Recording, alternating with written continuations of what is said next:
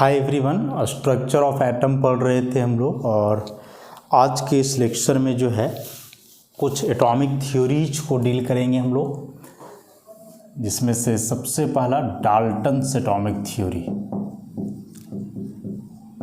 Dalton's atomic theory, हर एक theory के कुछ बेसिक पॉस्टुलेट्स होते हैं। डाल्टन्स एटॉमिक थ्योरी के जो बेसिक पॉस्टुलेट्स हैं उसमें से पहला पॉस्टुलेट कि matter is made up of extremely small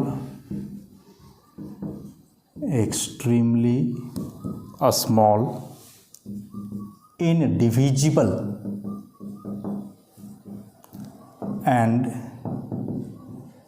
indestructible ultimate particle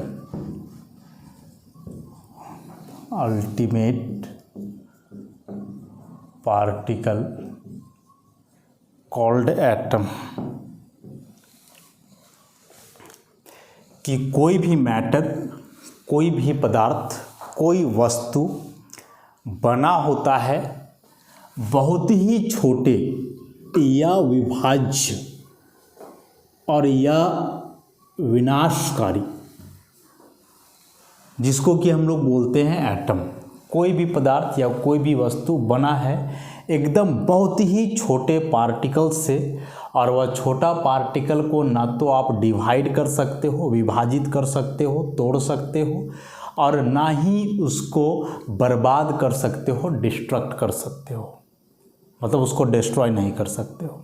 और वही जो बेसिक सा अल्टीमेट पार्टिकल है उस मैटर का, वह एटम कहलाता है। माने ओवरऑल आप जानो कि किसी भी मैटर का जो एकदम बेसिक फंडामेंटल पार्टिकल है, अल्टीमेट पार्टिकल, वही पार्टिकल क्या कहलाएगा? एटम कहलाएगा। मतलब हर एक मैटर एटम से ही बना हुआ है, कई एटम से बना हुआ है। अब एटम उसमें कैसे, किस प्रकार से कम्बिनेशन में रहते हैं, वो सब आगे हम लोग देखेंगे।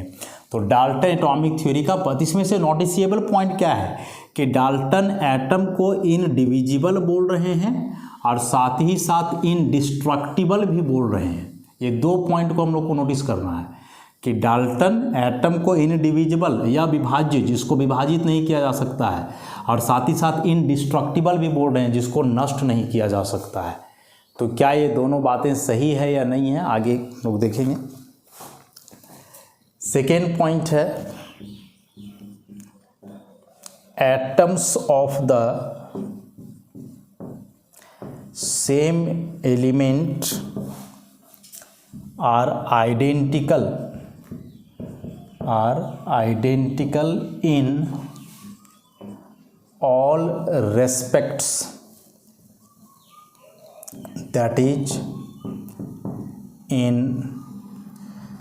shape, size, mass and chemical properties। तो अगला पॉइंट डाल्टन एटॉमिक थ्योरी का क्या बोल रहा है कि एक एलिमेंट के जितने भी एटम्स हैं वे सारे एटम्स हर एक रूप से समान हैं। एक एलिमेंट के जितने भी एटम्स होते हैं वे सारे एटम्स हर एक रूप से क्या हैं? समान हैं। चाहे उन एटम्स के शेप की बात करें एक ही जैसा होगा, साइज की बात करें सेम होगा, मास की बात करें सेम होगा, केमिकल प्रॉपर्टीज माने केमिकल रिएक्शंस भी वे एटम सेम ही करेंगे।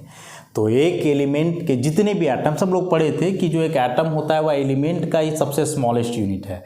तो एक एलिमेंट में कई एटम्स हो सकते हैं, तो वे सारे एटम्स बिल्कुल सेम होंगे, उनमें कोई विभिन्नता जो है या भिन्नता नहीं होगी, वे हर एक रूप से क्या होंगे? समान, डाल्टन के अनुसार ऐसा। थर्ड नंबर में एटम्स ऑफ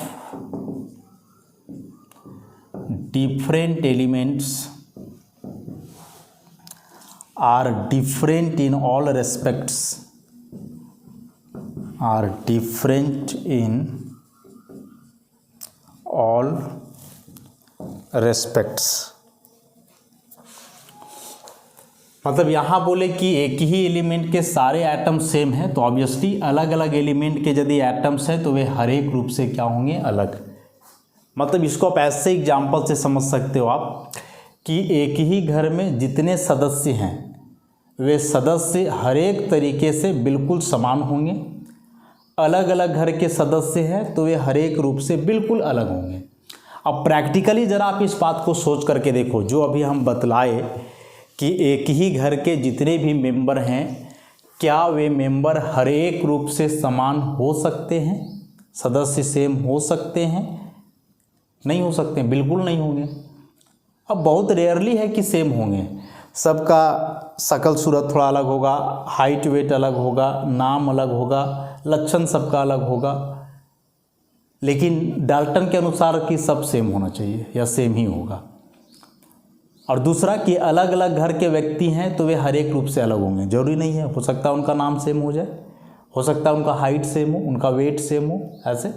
तो डाल्टन के अनुसार कि एक ही एलिमेंट के जितने एटम्स हैं वे हर एक रूप से समान होंगे, अलग अलग एलिमेंट के जितने एटम्स हैं वे हर एक रूप से क्या होंगे, अलग होंगे, उनमें कोई समानता नहीं होगी। नेक्स्ट कि atom is the smallest unit that takes part in chemical combination, that takes part in chemical combination, कि एटम जो है वह सबसे छोटा इकाई होता है जो केमिकल कम्बिनेशन में भाग लेता है। मतलब दो स्पीसीज यदि एक दूसरे से कंबाइन कर रहे हैं तो उस कम्बिनेशन के दरमियान सबसे पहले एटम ही इन्वॉल्व होगा, एटम का ही कम्बिनेशन जो है बेसिक माना जाता है, मतलब एटम स्मॉलेस्ट यूनिट है। तो ये चार पॉस्टुलेट कि कोई भी पदार्थ जिस बेसिक सा अल्टीमेट पार्टिकल से बना है वह एटम कहलाएगा। एटम को विभाजित करना संभव नहीं है, तोड़ना, एटम को नष्ट करना भी संभव नहीं है। फिर कि एक ही तत्व के जितने भी एलिमेंट्स होंगे वे हर एक रूप से समान होंगे, अलग अलग तत्व के एलिमेंट्स हैं वे हर एक रूप से अलग होंगे, उनमें कोई समानता नहीं होगी। एटम सबसे छोटा इकाई है जो केमिकल कॉम्बिनेशन में भाग लेता है। नेक्स्ट 5 नंबर में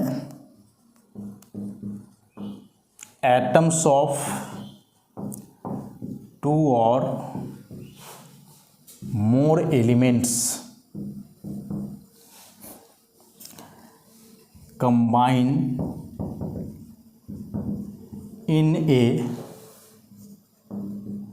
fixed ratio to form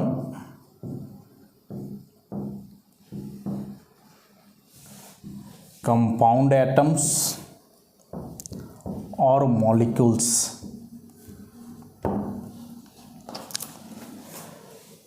next point बोल रहा है कि दो या अधिक एलिमेंट्स के एटम्स एक दूसरे से कंबाइन कर सकते हैं, लेकिन कॉम्बिनेशन के लिए उनका रेशियो फिक्स होगा। अभी रेशियो किस रिस्पेक्ट में बोल रहे हैं, मास के रिस्पेक्ट में कि नंबर के रिस्पेक्ट में कि वॉल्यूम के रिस्पेक्ट में, यह बात क्लियर नहीं है। बस इतना सा बात डाल्टन बोले कि दो या अधिक एलिमेंट्स के एटम्स एक दूसरे से कंबाइन करेंगे एक फिक्स्ड रेशियो में, बट वह फिक्स्ड रेशियो होगा क्या, बाय नंबर फिक्स्ड रेशियो है कि बाय मास है या बाय वॉल्यूम है, इसका कोई डिस्क्रिप्शन जो है इसमें नहीं है। और कॉम्बिनेशन के बाद जो बनेगा वह कंपाउंड एटम्स या फिर मॉलिक्यूल्स के नाम से जाना जाएगा। Next, atoms can neither be created nor be destroyed during any physical and chemical change। during any physical and chemical change, कोई भी फिजिकल या केमिकल चेंज हो, फिजिकल चेंज कहने का मतलब कि उसमें सब्सटेंस का केवल फिजिकल स्टेट चेंज करेगा, कोई केमिकल प्रॉपर्टी चेंज नहीं करता है। तो उस फिजिकल या केमिकल चेंज के दरमियान बोल रहा है कि एटम को ना तो क्रिएट करना पॉसिबल है ना तो डिस्ट्रॉय करना। हम लोग कोई इक्वेशन लिखते हैं, सपोज सोडियम का रिएक्शन वाटर के साथ, तो प्रोडक्ट हम लोग बनाते हैं NaOH और लिखते हैं H2। लेकिन ऐसा ही तो इसको हम लोग नहीं छोड़ते हैं, इसको बैलेंस करते हैं, संतुलित करते हैं कि इधर एक सोडियम है, यहाँ भी एक है, यहाँ 2 हाइड्रोजन है, यहाँ 2 और 1 3 हो गया, यहाँ 1 ऑक्सीजन है, यहाँ 1, मैंने हाइड्रोजन में गड़बड़ी है। तो हाइड्रोजन को बैलेंस करने के लिए जो है यहाँ 2 और 1 3, तो इसको हम लोग ओवरऑल ऐसे बैलेंस करते हैं कि 2 यहाँ लगा दो और 2 यहाँ लगा दो और 2 यहाँ भी लगा दो, ऐसे। तो 2 सोडियम, यहाँ भी 2, ये 2 दूना 4 हाइड्रोजन, तो 2 और 2 4, 2 ऑक्सीजन, तो यहाँ भी 2 ऑक्सीजन। तो यह जो बैलेंसिंग हुआ है क्यों हुआ, आखिर क्यों ऐसे मल्टीप्लाई किया, वैसे ही छोड़ देते तो क्या होता। तो इसी पॉइंट के चलते डाल्टन जो ये बात बोले कि एटम को क्रिएट और डिस्ट्रॉय करना पॉसिबल नहीं है। अब यदि इसको आप बैलेंस नहीं करते हो तो बैलेंस नहीं करने का मतलब हुआ कि ठीक है, एक सोडियम यहाँ, एक इधर भी, एक ऑक्सीजन यहाँ, एक इधर भी, लेकिन हाइड्रोजन इधर 2 इधर 3, तो 2 हाइड्रोजन 3 में कैसे बदल जाएगा। मतलब एक हाइड्रोजन आप क्रिएट कर ले रहे हो, एटम क्रिएट करे हो, जबकि बोल रहा है कि एटम को कभी क्रिएट और डिस्ट्रॉय करना पॉसिबल नहीं है। तो इसी बात को हम लोग ये करने के लिए, साबित करने के लिए यहाँ बैलेंसिंग करते हैं ऐसे कि दोनों तरफ एटम बराबर है, तो एटम ना क्रिएट होगा ना ही डिस्ट्रॉय होगा। और एक अंतिम पॉइंट है कि chemical reactions involve only combination, separation और rearrangement of atoms। बोल रहा है कि कोई भी केमिकल रिएक्शन है तो उस केमिकल रिएक्शन के दरमियान उसके एटम्स, मतलब उस केमिकल रिएक्शन में जो स्पीसीज इन्वॉल्व है तो उसमें जो एटम्स हैं उन एटम्स का या तो सेपरेशन हो सकता है, कॉम्बिनेशन हो सकता है या रीअरेंजमेंट। और इसी के आधार पे अलग अलग रिएक्शन होते हैं, कोई कॉम्बिनेशन रिएक्शन होता है, कोई डिकम्पोजिशन रिएक्शन होता है, कोई रीअरेंजमेंट रिएक्शन होता है। तो किसी भी प्रकार का रिएक्शन में बेसिकली यही बातें होती है कि उसमें जो एटम्स इन्वॉल्व हैं उन एटम्स का जो है कॉम्बिनेशन, सेपरेशन या फिर क्या हो सकता है, रीअरेंजमेंट हो सकता है। अब ये जो डाल्टन एटॉमिक थ्योरी में हम लोग 7 पॉइंट पढ़े। सबसे पहला पॉइंट क्या था कि कोई भी मैटर जो है एकदम बेसिक सा स्मॉलेस्ट यूनिट से बना होगा जो एटम कहलाएगा। एटम इनडिविजिबल है और इनडिस्ट्रक्टिबल है, ना उसको तोड़ा जा सकता है ना उसको नष्ट किया जा सकता है। एक ही एलिमेंट में जितने एटम्स होंगे वे हर एक रूप से समान होंगे, अलग अलग एलिमेंट के एटम्स हर एक रूप से अलग होंगे। एटम वह बेसिक या स्मॉलेस्ट यूनिट है जो केमिकल कॉम्बिनेशन में इन्वॉल्व होता है, भाग लेता है। 2 या अधिक एलिमेंट के एटम्स जो आपस में कंबाइन करते हैं वह एक फिक्स्ड रेशियो में, लेकिन वह फिक्स्ड रेशियो क्या चीज़ का होगा पता नहीं। एटम्स को क्रिएट और डिस्ट्रॉय करना पॉसिबल नहीं है किसी भी प्रोसेस के दरमियान। और कोई भी केमिकल रिएक्शन में जो एटम्स इन्वॉल्व हैं वही एटम का या तो कॉम्बिनेशन होगा, सेपरेशन होगा या फिर क्या हो सकता है, रीअरेंजमेंट हो सकता है। तो ये जो सारे पॉइंट्स हम लोग पढ़े ना, इसके कई सारे इसमें लिमिटेशंस भी हैं। मतलब कुछ बातें थोड़ा अजीब सी लगती हैं, जो नहीं होना चाहिए वो बात भी डाल्टन ने बतला दिया, या जो बतलाया उसमें भी कुछ कमियां रह गई। और वह क्या क्या है, तो इस डाल्टन्स एटॉमिक थ्योरी का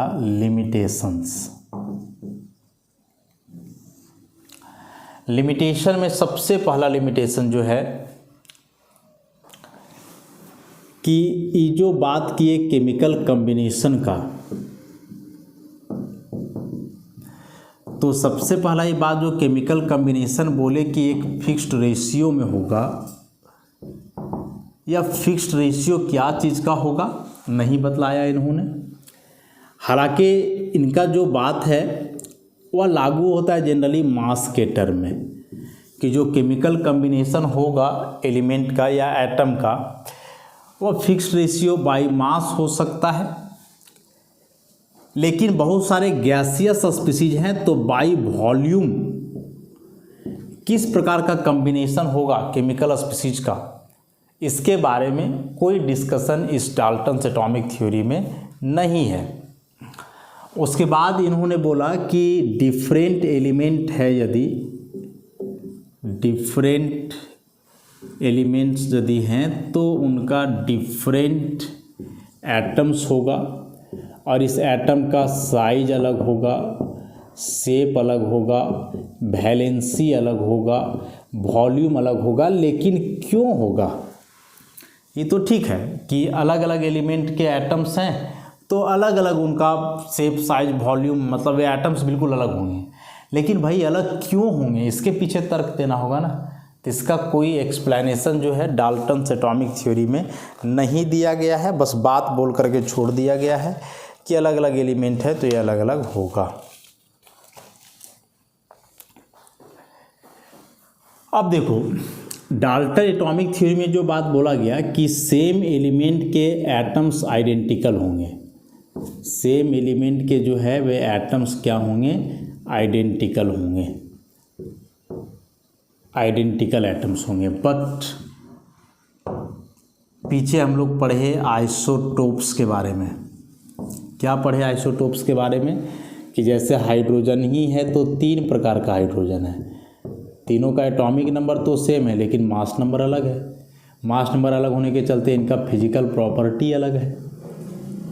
तो कहाँ सेम हो रहा है? ये जो 3 एटम्स लिखे गए हैं H, ये तीनों हाइड्रोजन ही हैं, लेकिन क्या ये तीनों बिल्कुल समान हैं? नहीं है, बिल्कुल भी समान नहीं है, मास अलग अलग हो जा रहा है। तो ये जो बात बोले कि एक ही एलिमेंट के जितने एटम्स होंगे वे बिल्कुल आइडेंटिकल होंगे, तो ये तो गलत हो गया, ऐसा हो ही नहीं सकता है। कुछ रिस्पेक्ट में वे अलग भी हो सकते हैं। फिर ही बोले कि अलग अलग एलिमेंट के एटम्स हैं तो वे बिल्कुल अलग होंगे, लेकिन ऐसा तो नहीं है। जैसे 7 नाइट्रोजन 14, 6 कार्बन 14, ये कहाँ से सेम हो गया? देखो तो मास नंबर सेम हो गया। तो अब अलग अलग एलिमेंट के एटम है तो यहाँ ये भी ज़रूरी नहीं है कि वे हर एक रूप से क्या होंगे, अलग होंगे। तो ये भी ज़रूरी नहीं रहा कि एक ही एलिमेंट के सारे एटम सेम होंगे, और यह भी ज़रूरी नहीं रहा कि अलग अलग एलिमेंट के एटम बिल्कुल अलग होंगे। हो सकता है कि सेम एलिमेंट के एटम्स कुछ रिस्पेक्ट में अलग हों या अलग अलग एलिमेंट के एटम्स कुछ रिस्पेक्ट में सेम हों। तो इस बात को ध्यान में रखेंगे हम लोग। उसके बाद ये जो केमिकल कम्बिनेशन का बात कर रहे हैं डाल्टन्स की एटम फिक्स्ड रेशियो में कंबाइन करेंगे, लेकिन क्यों करेंगे? Why chemical combination takes place? Chemical combination क्यों होगा? व्हाई केमिकल कम्बिनेशन क्या है होता है? एटम आखिर क्यों एक दूसरे से कंबाइन करेंगे? उसके बाद फिर इन्होंने कहा कि एटम्स जो है आपस में कंबाइन करके कंपाउंड एटम या मॉलिक्यूल का फॉर्मेशन करेंगे। तो जब 2 एटम आपस में कंबाइन करके मॉलिक्यूल बनाएंगे तो यहाँ तो यह जानना बेहद ज़रूरी है कि इन दोनों एटम के बीच का ऑपरेटिंग फोर्स क्या है, वह कौन सा फोर्स है ये जो 2 एटम को आपस में जोड़ रहा है। तो इस ऑपरेटिंग फोर्स के बारे में कहीं चर्चा ही नहीं है। पहला बात कि एटम क्यों कंबाइन करेगा, कैसे करेगा, और यदि वह एटम मिल करके कंपाउंड एटम या मॉलिक्यूल बना रहा है तो उन एटम्स के बीच किस प्रकार का ऑपरेटिंग फोर्स है, इसके बारे में भी कोई चर्चा नहीं है। उसके बाद एलिमेंट और कंपाउंड, इन दोनों का अल्टीमेट पार्टिकल्स क्या होंगे? बेसिक पार्टिकल जिससे अब बना है कोई भी कंपाउंड या कोई भी एलिमेंट। क्या अंतर है इस एलिमेंट और कंपाउंड के बारे में? कोई चर्चा नहीं है इसका। कंपाउंड का सबसे बेसिक यूनिट होता है एलिमेंट, एलिमेंट का सबसे बेसिक यूनिट होता है एटम। एलिमेंट का कम्बिनेशन जनरली कंपाउंड कहलाता है और एटम का कम्बिनेशन को जनरली मॉलिक्यूल बोलते हैं। हालांकि कोई क्लियर डिस्टिंक्शन नहीं है कि एक एलिमेंट या एक एटम को हम लोग पहचानेंगे कैसे। जैसे हम लोग लिखते हैं Na+ और Cl-, तो यहाँ जो NaCl बनता है या NaCl एक कंपाउंड कहलाता है। Sodium chloride is not a molecule, it's a compound. लेकिन वही यदि कोई आप लिखते हो H2+ O2 मिल करके H2O बना रहा है तो H2O is a molecule, it's not a compound. अब लेकिन कोई अंतर देख के तो पता चलना चाहिए ना कि कब आप कंपाउंड बोलोगे, कब मॉलिक्यूल बोलोगे, जब जैसे मन कर रहा है वैसे बोले जा रहे हो। तो कोई इसका डिटेल जो है या सटीक एक्सप्लेनेशन नहीं दिया गया है कि आखिर एलिमेंट या कोई कंपाउंड में क्या अंतर होगा, उसमें कोई एक्सप्लेनेशन जो है इससे रिलेटेड नहीं दिया गया है। तो ये थे डाल्टन्स एटॉमिक थ्योरी के कुछ लिमिटेशंस, और इन लिमिटेशंस में जो बातें हमने पढ़ी उसमें से कुछ तो दूर हो गया, आइसोटोप्स आइसोबार्स वगैरह जो पढ़े थे उससे रिलेटेड, और कुछ बातें रही जिनका एक्सप्लेनेशन अभी तक नहीं मिल पाया है कि एटम्स क्यों कंबाइन करेंगे तो उन एटम्स के बीच का ऑपरेटिंग फोर्सेस क्या होगा, इस सब के बारे में कोई एक्सप्लेनेशन अभी तक नहीं है। तो जब यह डाल्टन्स एटॉमिक थ्योरी फेल किया, इसके कुछ लिमिटेशंस आए, तो जाकर के फिर मॉडर्न एटॉमिक थ्योरी आया। और यह मॉडर्न एटॉमिक थ्योरी क्या है, एक बार उसको हम लोग देख लेते हैं।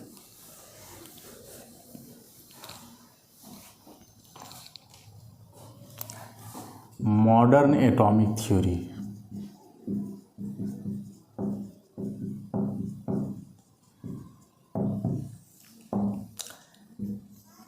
इसमें से पहला पॉइंट है कि atom is no longer considered to be indivisible, कि एटम को यह विभाज्य बोलना संभव या सही नहीं है। एटम जो है इनडिविजिबल है, इसको डिवाइड नहीं किया जा सकता है, यह बात बोलना बिल्कुल भी सही नहीं है। उसको दो तरीके से समझ सकते हैं, एक कि एटम के अंदर भी सब एटॉमिक पार्टिकल्स हैं, इलेक्ट्रॉन प्रोटॉन न्यूट्रॉन के जैसे। तो यदि एटम स्मॉलेस्ट है, इनडिविजिबल है, तो फिर उसके अंदर ये पार्टिकल्स कहाँ से आ गए? जो सबसे छोटा है तो सबसे छोटा के अंदर भी कुछ तो नहीं हो सकता है। या फिर आगे आप न्यूक्लियर फ्यूजन करके पढ़ोगे कि जैसे यूरेनियम है तो यह यूरेनियम टूटता है बेरियम और क्रिप्टन में, तो यहाँ तो एटम को हम लोग डिवाइड कर दे रहे हैं, यूरेनियम को बदल दे रहे हैं, इसका एटॉमिक नंबर 92 होता है, इसका 56, इसका 36, ये दोनों को मिलाओगे तो यही आएगा। तो यहाँ यूरेनियम को तुम लोग डिवाइड कर दिए ना जी, डिवाइड करके बेरियम और क्रिप्टन में बदल दिए, डिविजिबल हो गया एटम। जबकि डाल्टन बोल रहे हैं कि एटम इनडिविजिबल है। तो अब बोलोगे सही कौन है? तो सही ही है मॉडर्न एटॉमिक थ्योरी, कि एटम को डिवाइड किया जा सकता है। ऐसे न्यूक्लियर रिएक्शंस होते हैं जिसमें एक हेवी एटम जो है स्मॉलर एटम्स में टूटता है।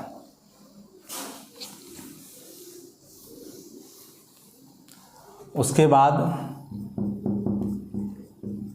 Atom of same element may not be similar in all respects, कि एक ही एलिमेंट के एटम्स जो है हर एक रूप से समान नहीं हो सकते हैं। तो देखे ही हम लोग कि आइसोटोप्स जो है उसमें तो अलग अलग हो जाता है। अब ऑक्सीजन है तो ऑक्सीजन का 16 भी मास नंबर होता है, 17 भी होता है, 18 भी होता है। तो ये तीनों है तो ऑक्सीजन ही, लेकिन क्या तीनों में बिल्कुल समानता है? नहीं है, मास नंबर अलग हो जा रहा है ऐसे। उसके बाद atoms of different elements may have similar one or more properties, कि यदि अलग अलग एलिमेंट के भी एटम्स हैं तो उनका एक या कुछ अधिक प्रॉपर्टी जो है सेम हो सकता है। जैसे वही बताए थे कि फास्फोरस 1531, सल्फर 1632, दोनों में जब न्यूट्रॉन का संख्या निकालते हैं तो 16 आ जाता है। ये दोनों आइसोटोन्स हैं। तो ये सिमिलैरिटी कैसे हो गया, न्यूट्रॉन सेम कैसे, जबकि यहाँ डाल्टन बोल रहे थे कि नहीं अलग अलग एलिमेंट के एटम है तो बिल्कुल अलग होंगे, नहीं अलग है। तो ये सारी पॉइंट जो है डाल्टन के लिए कमी है।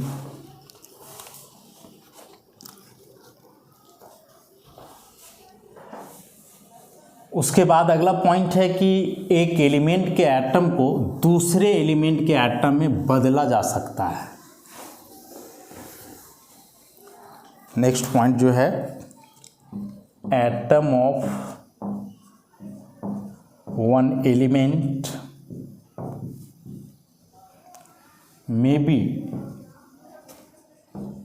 may be changed into atoms of other elements, कि एक एलिमेंट के एटम को बदला जा सकता है किसी दूसरे एलिमेंट के एटम में। क्या से? तो इसके लिए एक रिएक्शन जेम्स चैडविक ने करवाया था। 4 बेरिलियम 9 मतलब बेरिलियम न्यूक्लियस को टकराया गया था, बॉम्बार्ड करवाया गया था हीलियम न्यूक्लिया के द्वारा। तो यह बेरिलियम बदल जा रहा था कार्बन में, साथ ही साथ एक न्यूट्रल पार्टिकल निकल रहा था जो न्यूट्रॉन कहलाया था। और न्यूट्रॉन का डिस्कवरी के लिए यही मेन इक्वेशन है। तो यहाँ देखो ये जो बेरिलियम और हीलियम है ये दो अलग अलग एलिमेंट के एटम है, और यही दोनों जब आपस में कंबाइन किए तो एक तीसरा प्रकार का एलिमेंट मिल गया, कार्बन। तो एक एलिमेंट के एटम को दूसरे एलिमेंट के एटम में जो है बदला जा सकता है कुछ सर्टेन प्रोसेस से, और ऐसा है जो इस रिएक्शन से पता चल रहा है।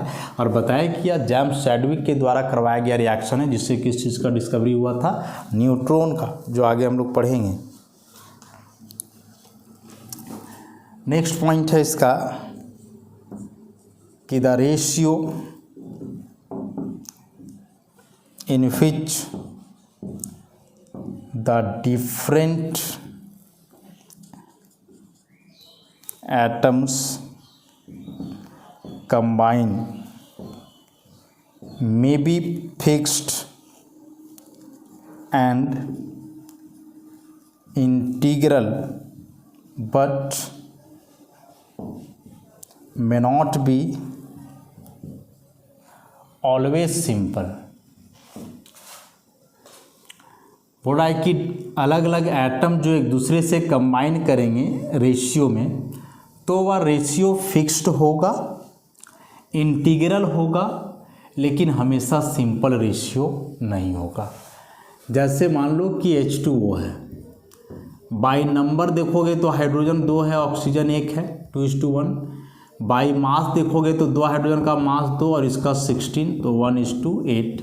तो ये सारे सिंपल रेशियो हैं। इंटीग्रल है, फिक्स्ड है, सिंपल है कि आप कोई भी वाटर ले लो, कहीं का भी वाटर ले लो, उसमें हाइड्रोजन और ऑक्सीजन का जो रेशियो होगा बाई मास वह कितना होगा, 1:8 होगा। अब इसका ये मतलब नहीं है कि हाइड्रोजन और ऑक्सीजन हमेशा इसी रेशियो में कंबाइन कर सकते हैं, वह रेशियो अलग भी हो सकता है। जैसे मान लो कि कोई कंपाउंड है C12H22O11, तो यह रेशियो देख रहे हो कितना बड़ा रेशियो, 12:22:11। और ऐसे और भी बहुत सारे मैक्रो मॉलिक्यूल्स होते हैं, काफ़ी बड़े बड़े मॉलिक्यूल जिसमें एटम एक दूसरे से कंबाइन करते हैं, तो वह रेशियो सिंपल नहीं होता है, वह एक ऐसे बड़े बड़े जो है रेशियो के फॉर्म में आता है। जैसे मान लो Fe2O3 Fe3O4, वैसे ही NiO। अब जो यह NiO है वो तो रेशियो बड़ा सिंपल लग रहा है, 1:1, होता नहीं है ऐसा। Na का रेशियो यहाँ 0.98 होता है, ऑक्सीजन 1 मतलब रेशियो 0.98:1। कहाँ ये सिंपल रेशियो बताओ, तो फ्रैक्शन में आ गया ऐसे। तो ये सारे कुछ पॉइंट्स हैं कि एटम कंबाइन करेंगे, रेशियो फिक्स्ड होगा, इंटीग्रल होगा, लेकिन हमेशा सिंपल रेशियो हो या ज़रूरी नहीं है। वह रेशियो कोई बड़ा हो सकता है, कॉम्प्लेक्स रेशियो हो सकता है, नॉट ऑलवेज सिंपल। ये जो सिंपलेस्ट रेशियो होता है ना, सिंपलेस्ट रेशियो, यही सिंपलेस्ट रेशियो के आधार पे जो है कंपाउंड का हम लोग लिखते हैं एम्पिरिकल फॉर्मूला।